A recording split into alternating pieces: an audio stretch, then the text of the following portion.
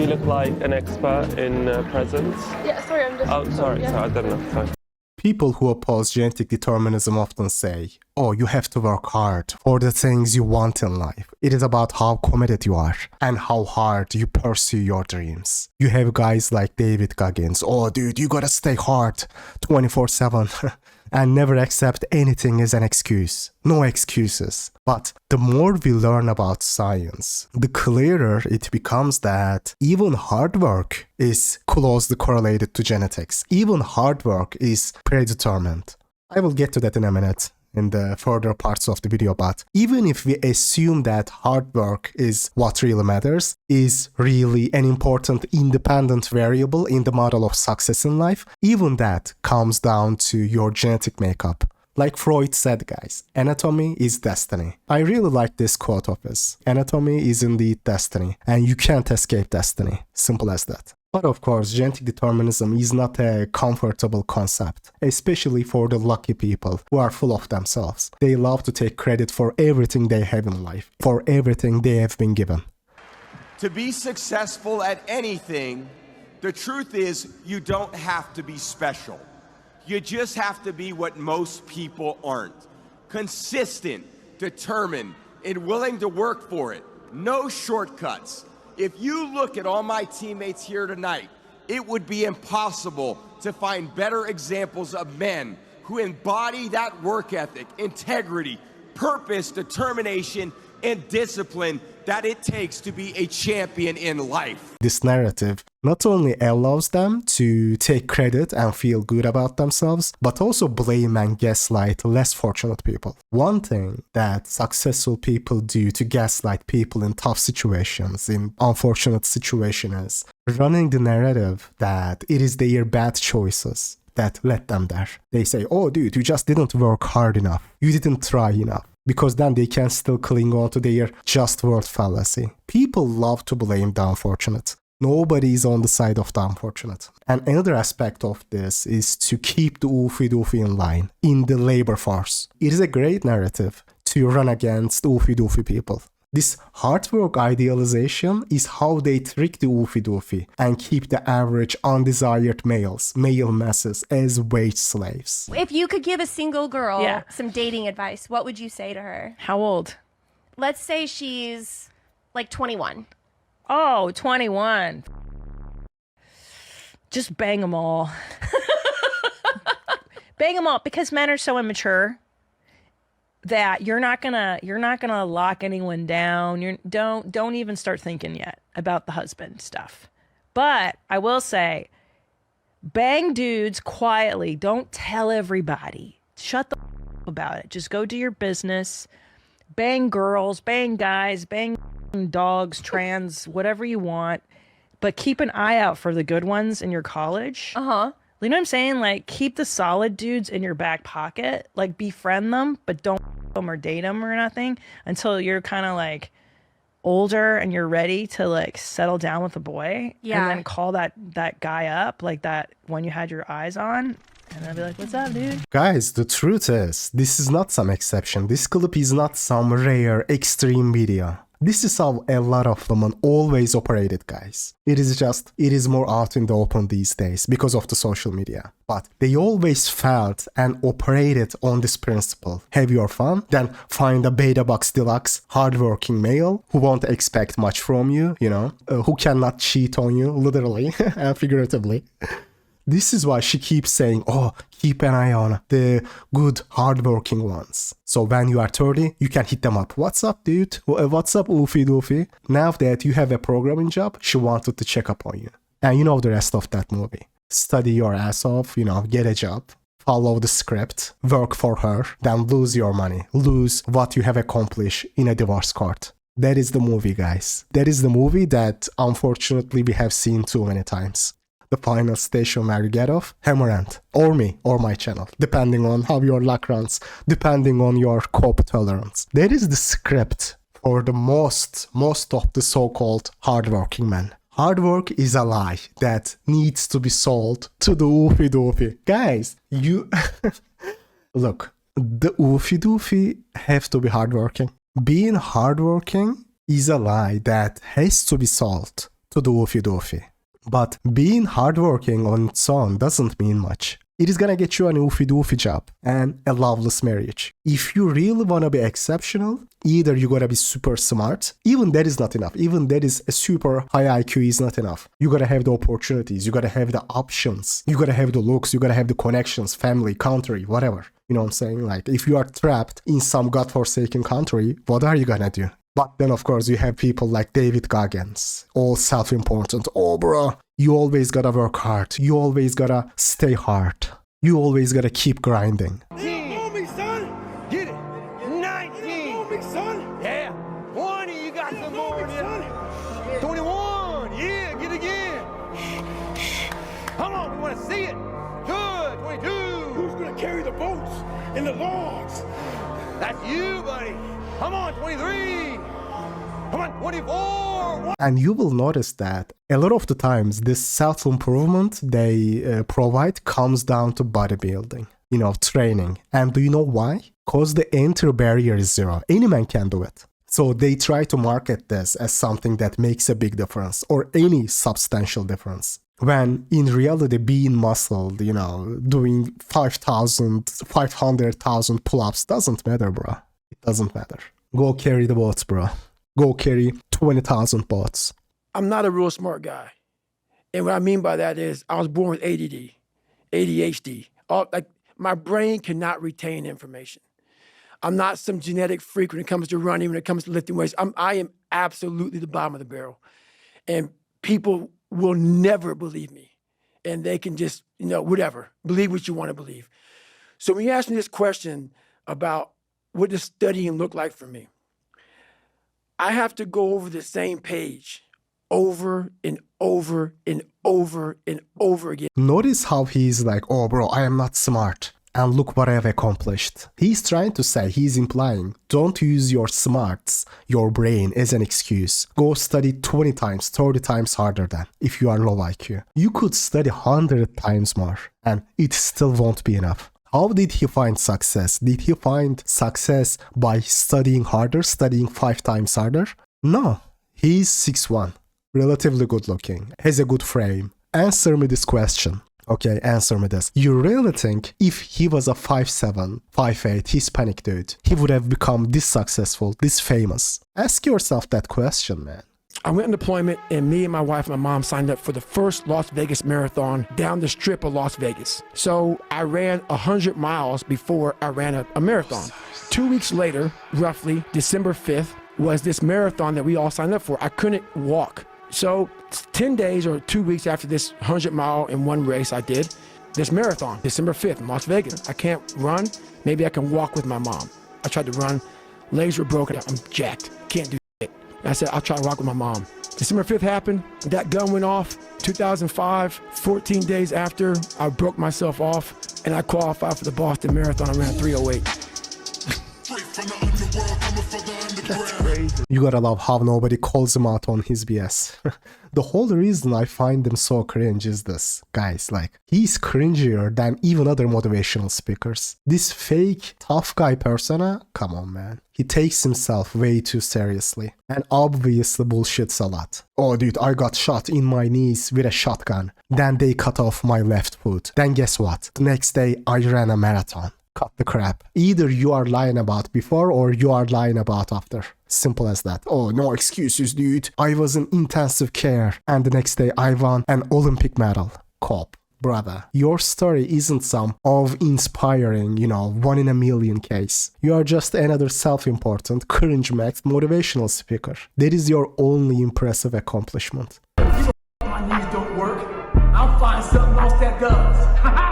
Stay hard. You wake up on a morning, it's cold, it's wet, it's dark, you've got no cartilage in your knee, you've got knee shorts, whatever it is that's the issue today. Keep talking. You've got these problems, right? I need you to keep talking about what you were just saying.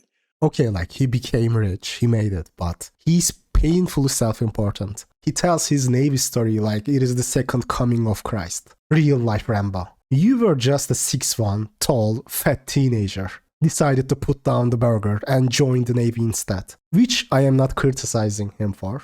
I am not saying he had it perfect. He was fat, had a learning disability, or at least claims to have. He claims to have a toxic family environment. I am not saying he didn't do good for himself. I am not saying he had it perfect, but toughest guy alive? Come on, guys. Okay, good for him. He decided to put down the burger and join military, but this isn't some jaw-dropping story of, beating all the odds in life. And nobody calls him out on it.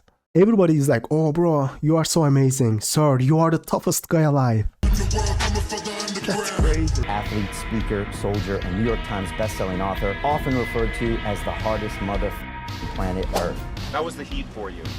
I didn't even notice it. They don't know me, son! Get it! 18! They don't know me, son! Get it! The way he talks, like, oh, no excuses ever. I got shot in the head and ran 100 meters under 5 sacks the very next day. Oh, toughest mofo alive. And why? He lost weight. He lost weight and joined the military. Wow, you are so tough, dude. It's about 100 degrees out here, 70% humidity. And the guy comes back around and looks at me. He pulls his car by me and says, why the f*** are you out here? I said, because you're not. Oh, no. Oh. Guys, I will tell you this. Any guy trying to make it on the streets of some godforsaken country, breaking his back working 15 hours a day, making $10 a day is tougher than him. Any sub-5 manlet that is going through this life ringer is tougher than him. Oh, the toughest guy alive. Spare me the BS, dude. And not to mention, guys, like this whole rhetoric of, which is a lie, of course, which is a complete lie. This whole rhetoric of, oh, my bones were broken. I was missing my left arm. I still ran a marathon. Now, I am exaggerating a little bit here, obviously, but he's 1-0. Black and white. This extreme self-improvement and grind mindset is actually harmful. It is seriously harmful. There are way better ways to go about self-improvement. And then there is another aspect to this. I want to cover this in this video as well. I was thinking maybe I can make another, standalone video for that. But while I am on this, I will just shortly cover it because I have other topics on my agenda for the next month. Community issues that deserve urgent care, right? So I will just cover this as well. Even hard work is genetic. That is what a lot of people are missing. In the past, laziness has already been linked to some genetic factors, but there is actually a more comprehensive study made about this in 2021, using and comparing 2,000 Japanese twin subjects. Without boring you guys with the details, I will just share the important lines from that study.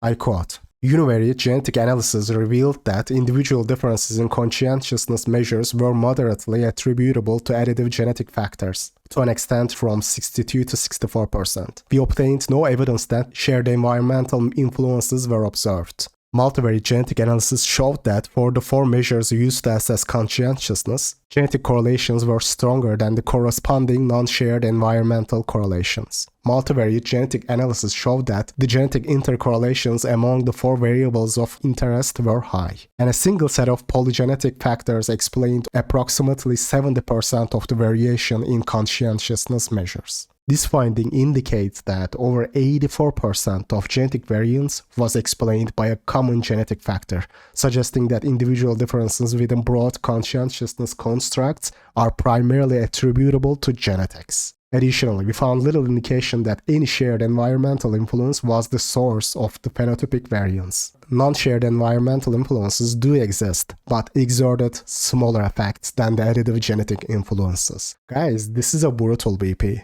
I quote again, "A single set of polygenetic factors explained approximately 70% of the variation in conscientiousness measures." This is a brutal BP, guys. Even hard work is genetic. Now, this is the latest study done on this matter, and admittedly, we don't have too many researches, too many studies on this matter yet, but guys, the more we learn about human anatomy and genetics, the more understanding we have. It turns out that hard work is also genetic. So even if we assume that you could have turned your life around if you were really hardworking, you know the term smart but lazy, which is a cop, which is straight up a cop for most people. Many people don't want to face the fact that they don't have what it takes to be successful, even if they were hardworking. So it is easier to cope and say, oh yeah, I am very smart, but I am just lazy, Everybody would like to believe that they are in that top 1%, top 10%, right? I mean, Wheat Waffles had made a community post about this. He had made a poll. Like, I don't remember the exact number right now, but it was like 20%, guys. 20% had said, yeah, oh yeah, I am in top 1% of intelligence. I am like 130 IQ. And a large chunk of them think they are 7+ in looks. Every guy, every oofy doofy thinks that it is the next guy. But if you go ask the next guy and explain to him what an oofy doofy is, he would also be like, oh yeah, I am at least 120 IQ and I am at least a 7 out of 10. Guys, go ask Bob. Bob from Richard Cooper's stream. I bet you 1,000%, 1,000,000%. He's gonna say, oh yeah, I am 7 out of 10. At least ask him about his intelligence. He's gonna be like, oh yeah, I am, at least 120. I am in that top 1% just because he's a STEM graduate and makes what, like 80K, 90K? Was it 90K? He isn't even making 100K yet. Well, I love wearing my Trump hat out in public. I just think it was the, make America great. Or keep America great, Trump 2020 hat. Yeah. So she's like, oh, well, you can't wear that when we're going out in public together. And I was like, well, that's my First Amendment right. So like every oofy doofy is like, no, it is not me, it is the next guy. When you go ask the next guy, he's also going to be like, oh no, I am 7 out of 10. People always overrate their looks and also their IQ. I mean, this is more visible in more mainstream channels like Wheat Waffles. You would get the same results with the general public. Oh yeah, I am like super smart. I am just lazy. That is what you tell yourself, man. Believe what you want to believe. You want to believe that you being lazy is the reason. But even if that was the case, let's assume that is the case for the sake of the argument. Nothing much you could do, because as opposed to what people like David Goggins would like you to believe, you didn't have too much of a say on how hardworking you are either. That is genetic as well. Anatomy is destiny. That is why I am such a big believer in genetic determinism and luck in life. And science is proving us right. The more we learn, the more we are proven right. I truly believe we are all equal as human beings. If we are obsessed with something and we truly pursue our passion with everything we have, regardless of anything else, if you are obsessed, work hard, put in the time, you will succeed. And that is a philosophy that I carry, my coaches carry. And to see LeBron James, who's like a mega... How are you? A superstar over here and a phenomenal athlete share that belief is inspiring right back to me. It shows that we are thinking correct. This is hard work. This is an obsession. Nothing can beat hard work. Hard work obsession is really one of the biggest gaslighting tactics people employ on unfortunate people. For the vast majority of people, hard work will not really amount to anything. It will not bring them true success, no matter what they do, no matter how hard they try. Hard work is a lie for most people. For the average oofy doofy, that is the brutal reality that the oofy doofy won't be told by society. If they work hard enough, maybe they will be able to, take out a loan and bucks for that 30-year-old woman who was banging them all during college. Your thing basically is going to be elevating that woman's lifestyle, that woman I showed you in the beginning. That is your purpose and script in life. Work hard, grind, hustle. If not all, it is because you are lazy. You gotta stay hard. You didn't stay hard. You should have stayed harder. It is all pointless, man. Government will just print even more money and your salary will be worth less. They will import some more workers. They will remove the legislations to outsource position to the third world countries. I mean, guys, hard work does not equate to success. Luck, connections, family, the brains, productivity, which is stemming from brains.